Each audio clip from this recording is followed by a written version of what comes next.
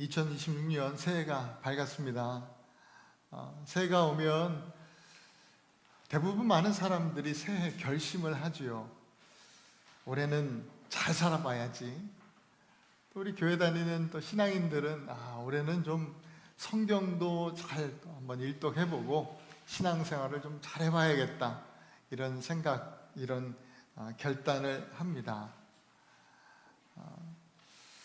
누구나 좀 흔들리지 않는 그런 삶을 기대하면서 새해를 시작합니다.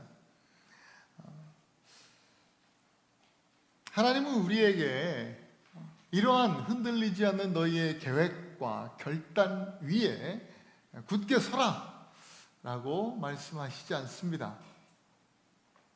분명하게 우리에게 올해 우리에게 주시는 말씀은 베드로전서 5장 12절에서 주시는 말씀, 다 같이 한번 따라합시다. 이 은혜에 굳게 서라. 우리의 생각과 계획과 결단이 아니라 하나님의 은혜에 굳게 서라고 말씀해 주십니다. 앞으로 7주간 이 은혜에 굳게 서라라는 주제로 베드로전서 말씀을 함께 나눌 것입니다. 이 베드로전서는 베드로가 당시 교회 성도들에게 보낸 편지입니다. 그는 성도들에게 이 편지를 시작하면서 은혜와 평강이 넘쳐나기를 바랍니다, 이렇게 시작했습니다. 우리도 이렇게 좀 새해 인사는 했지만 다시 한번 이렇게 좀 인사합시다. 은혜와 평강이 넘쳐나기를 바랍니다. 우리 옆에 분들에게 한번 인사합시다. 은혜와 평강이 넘쳐나기를 바랍니다. 은혜와 평강이 넘쳐나기를 바랍니다. 베드로가 당시 성도들이 이렇게 인사하는 이유가 있었습니다. 베드로전서를 쓸 당시가 60년대, 그러니까 AD 60년 초중반일 것으로 예상이 되는데, 추정이 되는데, 여러분 AD 64년 7월에 로마에 큰 대화재가 있었습니다. 도시의 70% 이상이 잿더미가 되었습니다. 사람들의 원망은 당시의 황제였던 네로에게 쏠렸고요. 네로는 자신에게 쏠리는 그 비난을 돌리기 위해서 당시 크리스찬들, 그리스도인들에게 방화범이라고 하는 누명을 씌우고 대대적으로 핍박을 하기 시작했습니다. 당시 성도들을 향한 그 핍박은요, 상상을 초월할 정도였습니다. 너무나 잔인한 핍박이 이어졌습니다. 당시 성도들은 예수를 믿는다는 이유로 계속해서 떠돌아다녔어야 했어요. 먼저는 자기 고향을 떠나서, 특히 오늘 본문에 나오는 그 동네들요, 지금 오늘날 터키 북부 지역입니다. 본도, 갈라디아, 갑바도기아, 아시아, 비두니아, 이런 지역들에 흩어져서 그리스도인들이, 성도들이 살아야 했습니다. 그것도 계속 뿌리 내려서 그 지역에 사는 것이 아니라 계속 이동하고 정착하지 못했어요. 어디를 가든지 간에 성도들은 경제적으로나 사회적으로나 핍박을 당했습니다. 불이익을 얻었습니다. 심지어는 가정 안에서도 인정받지 못하고 핍박을 받았습니다. 삶이 늘 위험했어요. 크리스찬으로서 사는 삶이 늘 위험해요. 늘 흔들거렸어요. 안정적이지가 않습니다. 그러한 배경 안에서 베드로가, 여러분 두려워하지 마십시오. 여러분에게 은혜와 평강이 넘쳐나기를 바랍니다, 이렇게 인사한 겁니다. 여러분은 단순히 정처 없이 떠다니는 그러한 나그네가 아니라 택하심을 받은 특별한 나그네들입니다. 복음에 대한 핍박으로 지금은 비록 이렇게 흩어지게 되었지만 그 흩어짐 속에서 하나님의 거룩한 뜻을 위해서 특별히 부름받은 존재라고 하는 것을 분명히 일깨워주고 있습니다. 이 흩어짐마저도 하나님의 뜻과 하나님의 섭리입니다. 여러분, 이것은 오늘을 살아가는 저와 여러분들, 이 시대의 성도들의 정체성이기도 합니다. 우리 역시 이 땅에 영원히 발붙이고 사는 사람들이 아니라 하늘의 본향을 향해서 걸어가는 택하심을 받은 영적 나그네들입니다. 그렇기 때문에 필연적으로 세상과 충돌할 수밖에 없고, 그 충돌은 우리의 삶에 시련과 핍박으로 나타나게 됩니다. 우리를 불안하게 하고 또 우리의 삶의 근간을 흔들어 놓는 것이죠. 그러한 나그네 인생 가운데 우리가 붙들어야 될 것이 무엇인가? 그것은 바로 하나님의 은혜라고 하는 것입니다. 은혜의 본질은요, 우리가 하나님을 향해서, 하나님 나라를 위해서 뭘 하느냐에 달려있는 것이 아니에요. 뭘 열심히 하면 은혜 받았다는 그런 감정에 충만해지는 것이 아니라, 그 본질은 하나님께서 우리를 위해서 무엇을 하느냐에 있습니다. 은혜는 추상적인 개념이 아닙니다. 예수 그리스도를 통해서, 예수 그리스도께서 하신 구체적인 행동을 통해서 나타난 하나님 사랑 그 자체, 그것이 바로 은혜입니다.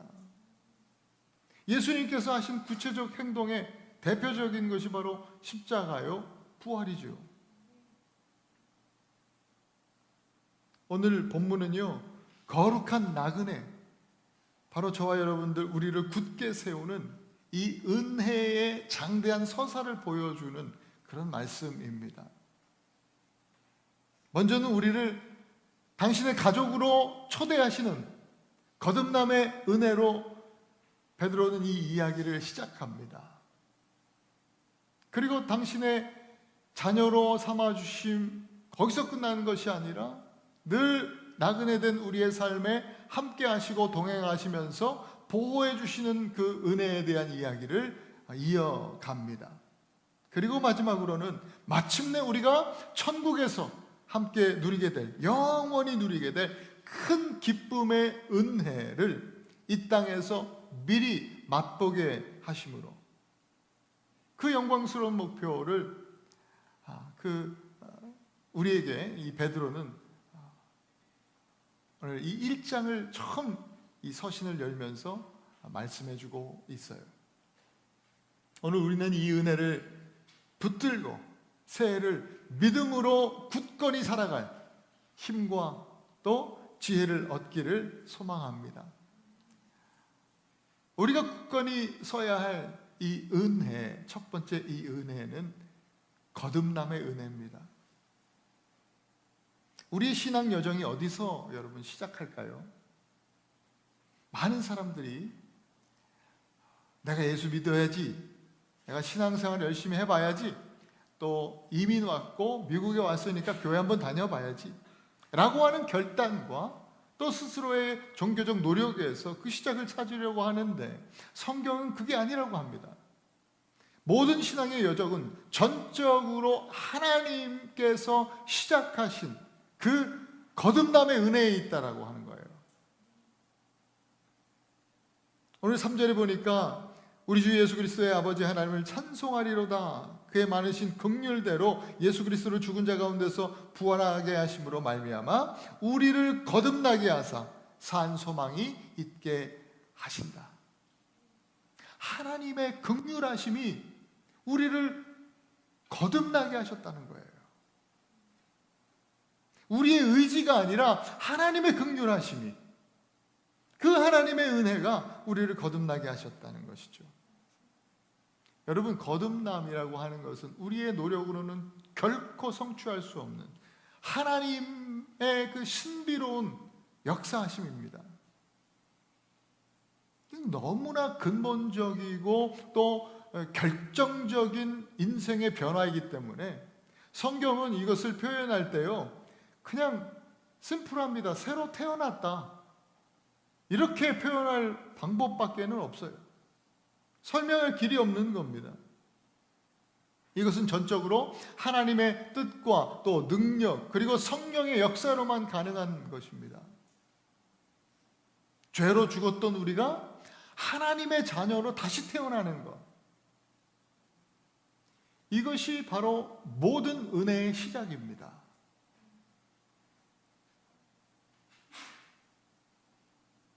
그렇다면 그 은혜의 시작, 이 거듭남, 이 은혜를 입은 우리가 무엇을 얻었는가? 이 말씀을 계속 이어가는데 4절에 썩지 않고 더럽지 않고 쇠하지 아니하는 유업을 잊게 하시나니 곧 너희를 위하여 하늘에 간직하신 것이라.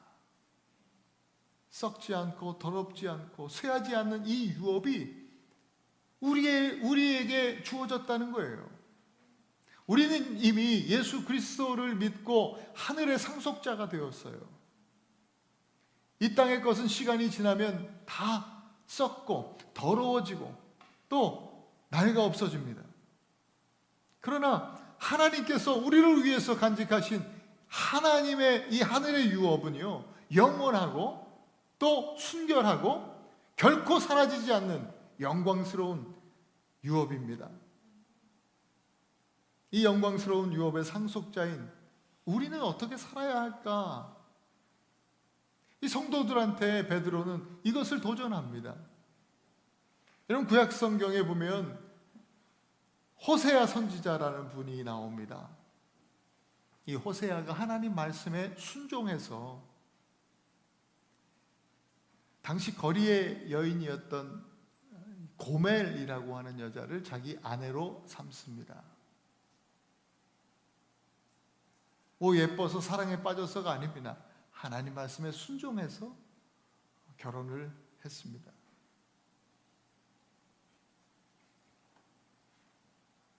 그와 마찬가지로 하나님께서 죄의 거리에서 방황하던 우리를 예수 그리스도를 통해서 부르시고 예수님의 거룩한 신부로 우리를 맞이해 주시면서 우리를 당신의 자녀로 삼아 주셨습니다. 파격적인 은혜죠. 거리의 여자 고멜이요, 선지자 호세아랑 결혼하면서 이 호적이 바뀌었어요. 신분이 변화됐습니다. 더 이상 거리의 사람이 아니라 거룩한 선지자 가문의 사람입니다. 거룩한 유업을 입게 될 사람이 된 것입니다. 그런데 이러한 사람이 다시 거리로 나간다면 얼마나 어리석은 일이고 정말 배은망덕한 일입니까? 마찬가지예요. 우리에게 썩지 않고 더럽지 않고 또 쇠하지 아니하는 그런 유업을 잊도록 하는 이 은혜를, 거듭남의 은혜를 주셨는데 여전히 우리는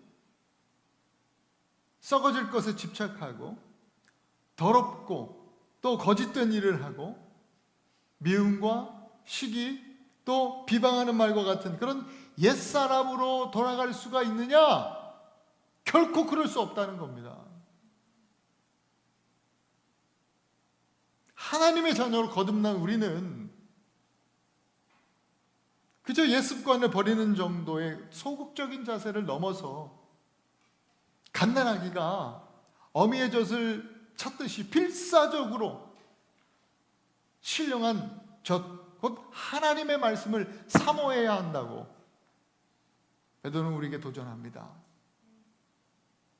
이 말씀의 능력만이 우리로 하여금 이 거룩한 하나님의 자녀로 살고 또 성장하도록 만들어주기 때문입니다. 하나님은 우리에게 이처럼 새 생명을 주실 뿐만 아니라 그 생명이 영원한 본향 아버지 집에 안전하게 도착할 때까지 친히 지키시고 보호해 주십니다. 연초부터 연말까지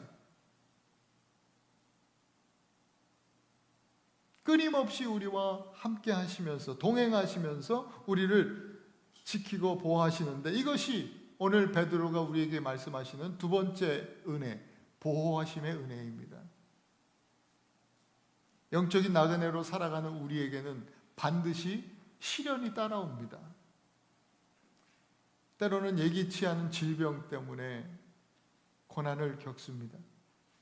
때로는 관계의 어려움으로, 때로는 재정적인, 경제적인 어려움 때문에 참 힘들어합니다. 그러나 성경은요, 하나님께서 우리를 결코 내버려 두지 아니하시고 그분의 능력으로 어떤 고난과 시련 속에서든지 우리를 보호하시겠다고 약속해 주십니다. 이것이 보호하심의 은혜예요. 오늘 베드로가 사용하는 이 보호하심, 보호라는 단어는요, 군사적인 용어입니다. 이 보호라는 단어는 적의 공격으로부터 성을 철통같이 지키는 강력한 군대를 말하는 단어입니다. 이 보호는요, 아예 우리가 시련을 당하지 않도록 하는 그런 것이 아닙니다. 적이 공격하고 활을 쏘고 불화살을 쏘고 이런 것들을 어떻게 적들이 그렇게 해요, 원래. 아예 적을 접근치 못하게 하는 것이 아니라 그러한 불화살이 날아오는 시련 속에서도 믿음을 잃지 않도록 은혜라고 하는 군대를 파견해 주신다는 거예요. 그래서 시련 속에서 오히려 우리는 그 은혜라고 하는 철통 같은 군대의 그 보호하심 가운데 우리는 시련 속에 불화살이 날아오는 가운데서도 하나님이 지켜주시는구나 라고 하는 이 믿음이 더욱 강력한 믿음이 생겨난다는 것이죠. 여기서 우리가 기억해야 될 것이 있습니다. 보호하심의 주체가 바로 우리의 믿음의 크기가 아니라 하나님의 능력에 있다는 사실입니다. 어떤 사람은 믿음이 정말 강력하고 큰 믿음을 가져서 하나님이 저렇게 보호하시고 축복하시는가 보다. 이게 아니라는 거예요. 하나님의 능력이 큰 자나 작은 자나 믿음의 여부와는 상관없이 여러분 모두에게 하나님의 보호하심의 은혜가 있는 줄 믿습니다. 그 은혜를 우리가 의지하면서 그 은혜 위에 서는 거예요. 오늘 7절에 보니까 너희 믿음의 확실함은 불로 연단하여도 없어질 금보다 귀하다고 그랬습니다. 믿음의 확실함은 이 단어의 뜻 자체가요, 금광석, 이 돌이 많습니까? 금이 많습니까? 돌이 많죠. 아주 조금 들어있잖아요, 금은. 그래도 귀합니다. 왜? 작은 금 때문에. 근데 그것이 그 금을 취하려면 이 용광로에 들어가야 돼요. 불순물을 다 제거해야 돼요. 부서지고 깨어지고 녹아지고. 그래서 그 안에 빛나는 금을 얻어내는 그 재련의 연단의 과정, 이것을 오늘 본문에서 믿음의 확실함이라고 표현하고 있는 거예요.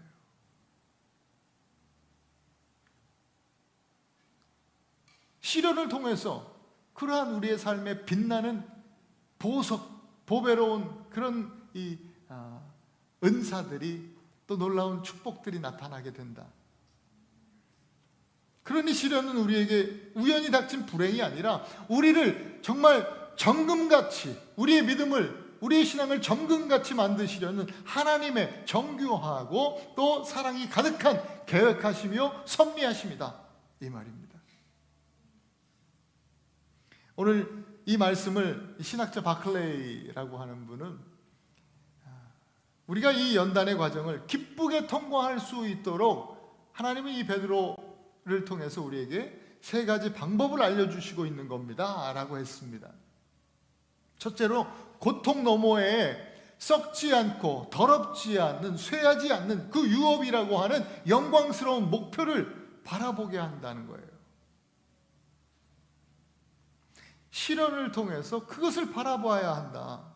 두 번째는 운동선수가 훈련이라고 하는 이 고통을 통해서 더 강력해지듯이, 더 좋은 실력을 쌓고 또 강건해지듯이 우리 믿음도 시련을 통해서 더 견고해질 것을 기대하라는 말씀입니다. 그럴 때에 시련은 견뎌야 할 고통이 아니라 성장을 위한 적극적인 기회로 우리가 삼을 수 있다라고 하는 그런 이야기를 합니다. 마지막으로는 예수님 다시 오실 때 주님 앞에 우리가 서는 날에 우리가 얻게 될 그 칭찬과 영광과 존귀를 기억하라고 하는 겁니다.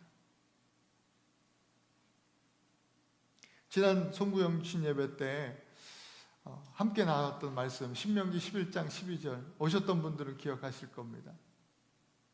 우리 함께 한번 읽어볼까요? 시작. 내 하나님 여호와께서 붙들어 주시는 땅이라 연초부터 연말까지 내 하나님 여호와의 눈이 그 위에 있느니라. 연초부터 연말까지 매일매일 하나님의 보호하시는 눈이 저와 여러분들의 삶 가운데 함께 있을 줄 믿습니다.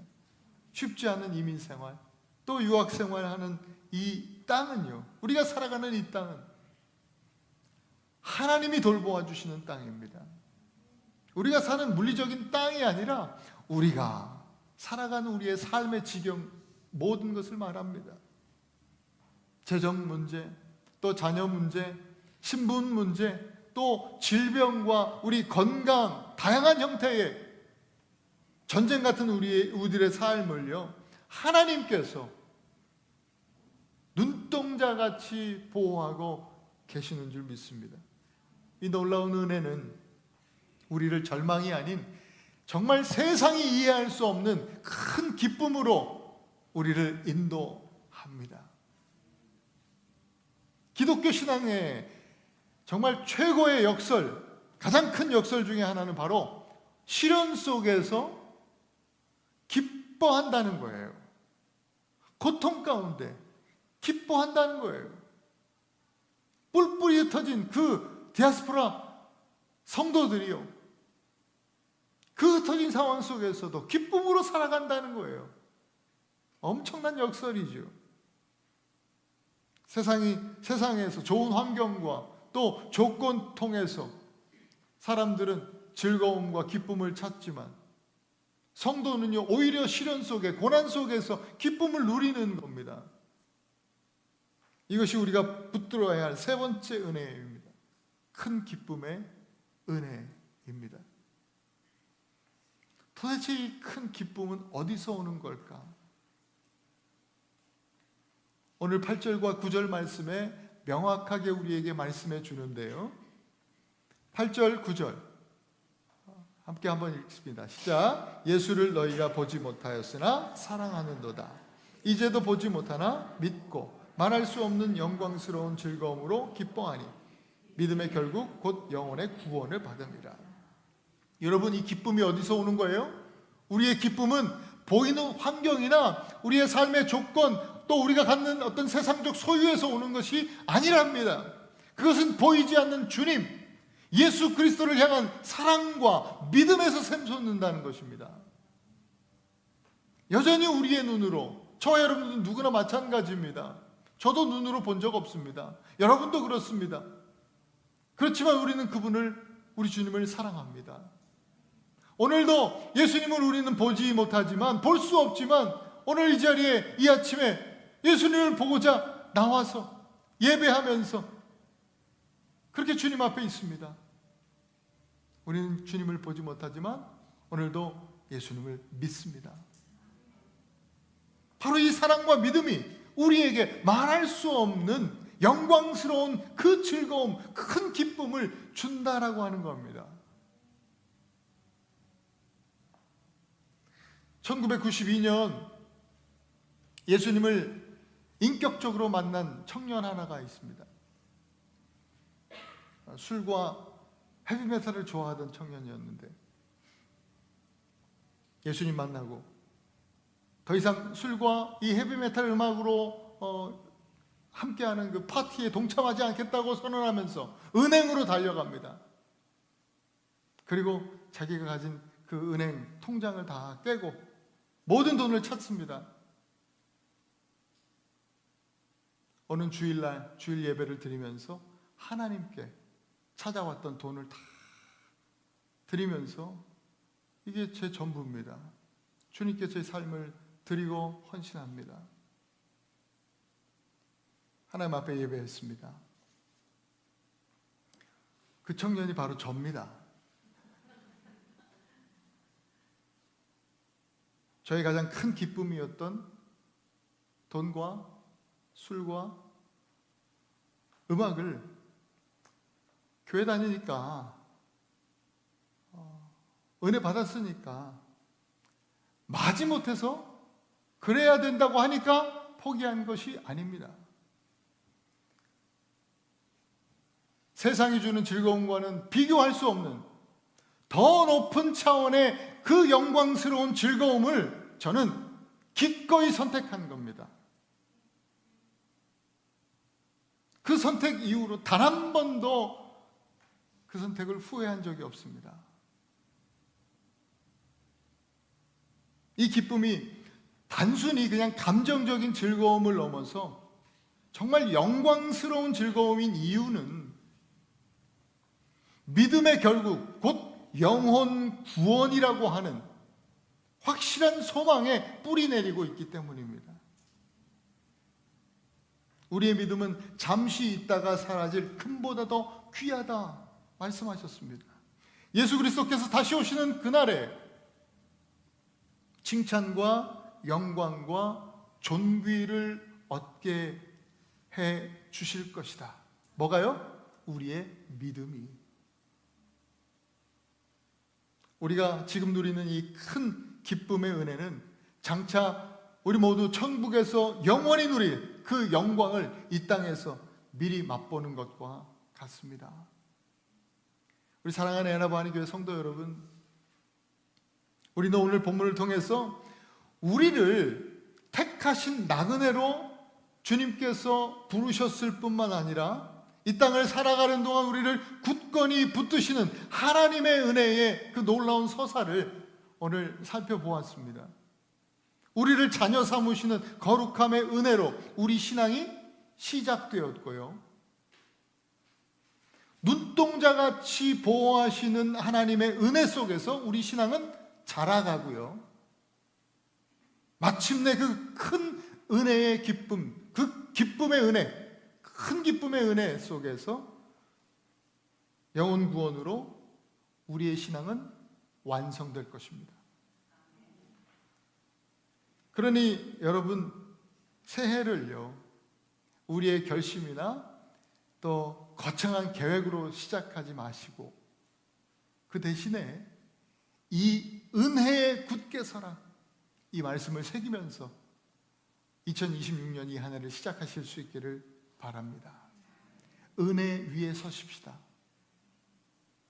이번 주에 여러분 사시면서 한번 자신의 삶을 돌아보면서 더 이상 여러분 스스로 정죄하지 마시고 나를 자녀 삼으신 하나님의 은혜를 고백해 보세요. 거울 볼 때마다 너는 특별한 나그네야. 한번 그렇게 이야기해 보세요. 여러분, 작년부터 계속 사라지지 않잖아요. 계속 불안이, 또 계속 어려움이, 시련이 있잖아요. 올해 또 눈 떴다 일어나니까 벌써 새해 벽두부터 전쟁 소식이 들려오더라고요. 그런 불안 속에서 나는 하나님이 보호하시고 있는 은혜가 있다, 보호하심의 은혜를 받고 있는 사람이라고 선포하시기 바랍니다. 소리내서 말해보세요. 그냥 생각하는 거하고 말하는 거하고 다릅니다.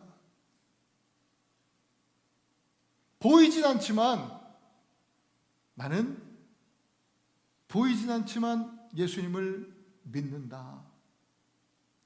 보이지 않는 예수님을 나는 사랑한다. 날마다 선포하면서 우리 예수님을 찬양하실 수 있기를 바랍니다. 그러면 우리는 알게 되고 깨닫게 될 것입니다.